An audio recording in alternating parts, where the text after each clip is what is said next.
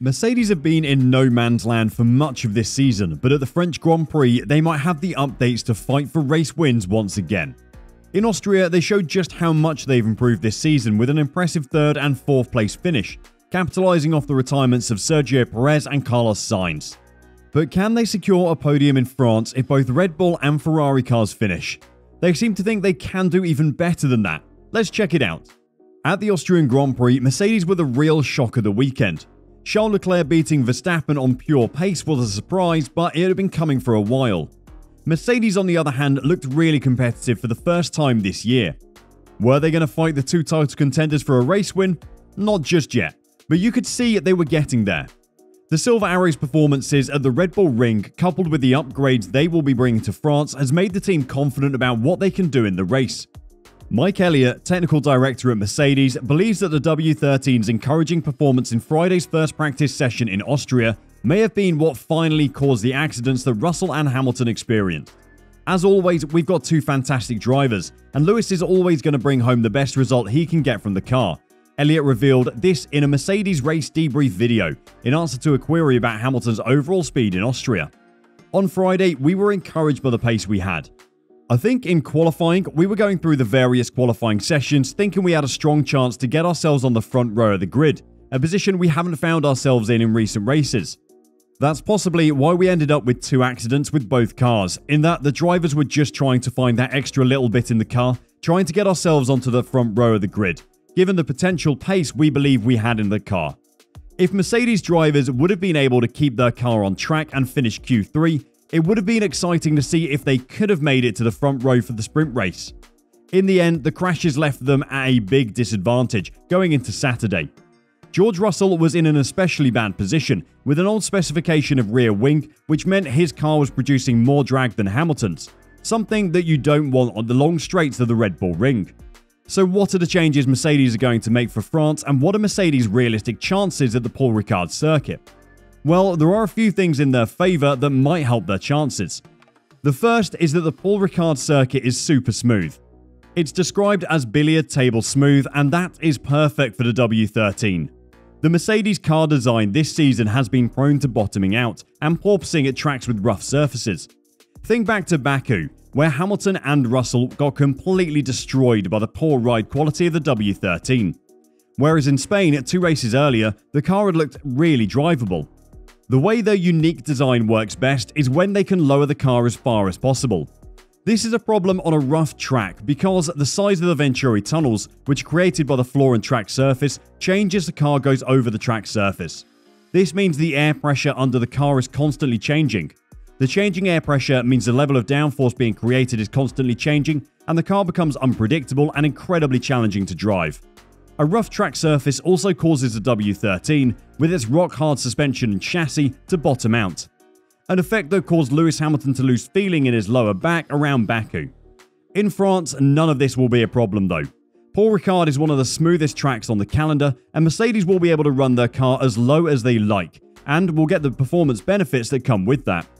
It's a smooth circuit, a little like Silverstone. Fast corners, and on paper at least, it looks like we should have good performance there, team boss Toto Wolff told Sky Sports F1. Wolff wrote off Mercedes' chances in Austria, and they still secured a podium, so expectations for France are growing thanks to comments like these. Mike Elliott spoke briefly about the W13's deficit to Ferrari in Austria, and gave a lap time deficit figure that Mercedes are aiming to overturn this weekend. While we finished the race quite a chunk off the front, some of that was because the Ferraris and the Red Bull were able to stop under that virtual safety car at the end, and stop onto the medium tyre and effectively get a cheap stop, Elliott said. If you correct the pace for degradation, we think we were probably 2, maybe 3 tenths behind the Ferrari, which was the quickest car in the race this weekend. So how are Mercedes going to find those 2 or 3 tenths of a second in France? As part of the development of the misbehaving 2022 Challenger, they have some invisible parts and pieces on the car that will benefit them compared to before. According to the Mercedes engineers, this update is one you don't see. But what does that actually mean? It is probably something to do with the form of the Mercedes underfloor. Teams go to great lengths to hide the floor now that they produce such a large amount of downforce. The only time we've seen flaws this season has been when cars are being lifted after crashing, so we might have to wait a while to confirm if this is the case. Another potential option is a change to the inside of the car's side pods. The W13 has been described as a no-pod design car, but they definitely are still there, and the internal sculpting of them can have a large effect on how effectively the radiators exchange heat with the air passing through them. Unfortunately, unless something goes really wrong for one of the Mercedes, we may never know what was changed. The Mercedes changes and their recent success has got Damon Hill very excited for their chances in France though. When asked about who he thinks the winner of the French Grand Prix will be, he said, "I'm going to go with Lewis Hamilton." The Briton, who expects there could well be an incident between Verstappen and Leclerc, continued by saying, "We've been talking about how well they've been getting on. I think that first corner is going to be a bit tricky. Let's say Charles loses his front wing, or Max gets a puncture, or something like that." The 1996 world champion continues his story with an even more optimistic prediction. Maybe even on pure pace, the Mercedes springs a surprise because I think in race trim, Lewis has on occasion been very quick, he finished. Hill thinks there might even be a double win for Mercedes with Hamilton in first place, followed by Russell and Sainz. As a Brit, Hill is definitely biased, but tensions have been growing at the front of the pack as the season has gone on. The racing between Leclerc and Verstappen has been clean so far, but how much longer will that last? With a World Drivers' title on the line, both men will look to take every opportunity they can get. Things might be starting to shift into Mercedes' favour, but Mercedes has made a decision that will deny Lewis Hamilton time behind the wheel of the updated W13 in France. For 2022, all 10 F1 teams are required to run a young driver in 2 FP1 sessions during the year. A rookie driver is defined as someone who may not have participated in more than 2 F1 World Championship races during their career. Nick de Vries will replace Hamilton in the first practice session at the circuit Paul Ricard on Friday. The Dutchman already got a taste of F1 earlier in the year, driving for Williams in FP1 at the Spanish Grand Prix. Despite his wealth of motorsport experience, winning the F2 and Formula E titles, de Vries meets the criteria.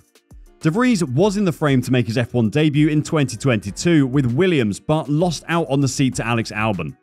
Mercedes outlined in their pre-weekend press release, Nick de Vries will be driving in place of Lewis Hamilton in FP1. Over the course of the season, each driver is required to give up one of their free practice sessions for a young driver. Lewis has selected FP1 in France for his session, and George's will take place later in the season.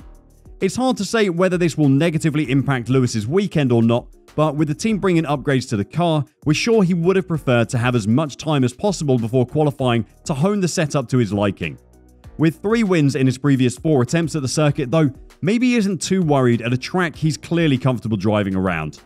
If Mercedes, and it is a big if, manage to gain even 0.2 of a second in lap time with the new upgrades at Paul Ricard, then we could have our first 6-car battle for the checkered flag this season.